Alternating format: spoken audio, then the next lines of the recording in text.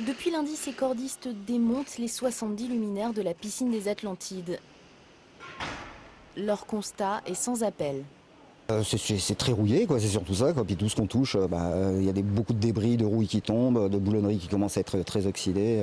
Donc c'est pour ça qu'on intervient pour déposer ça très rapidement pour la sécurité du public. Quand on nous dit que c'est un bâtiment qui a 10 ans, oui effectivement, là c'est un défaut de conception qui a été certainement loupé dès le départ. En effet, d'après le bureau d'études mandaté par la ville du Mans, l'inox utilisé ne serait pas adapté aux conditions particulières du bassin. Sous plafond, on accélère le processus puisqu'on a probablement des températures plus élevées.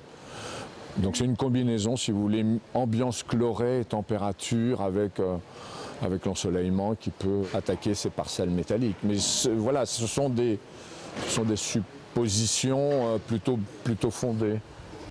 Les nouveaux équipements seront adaptés aux normes environnementales et placés le long des bassins pour une meilleure accessibilité. Les services techniques du Mans vont mettre à profit cette période de travaux forcés. D'autres équipements seront nettoyés, la piscine vidangée et la rouille chassée.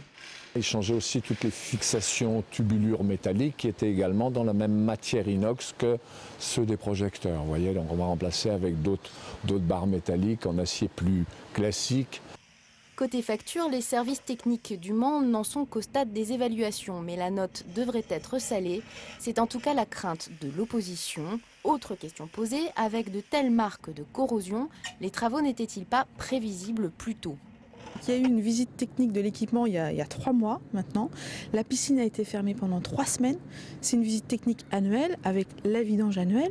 Et il se trouve qu'on n'a pas détecté à ce moment-là des signes de corrosion qui, semble-t-il, sont très importants puisqu'ils justifient une fermeture de la piscine pendant 2 mois. Donc ça m'interroge. De son côté, la majorité n'a pas souhaité répondre à nos questions. Le complexe sportif devrait réouvrir le 2 juin prochain.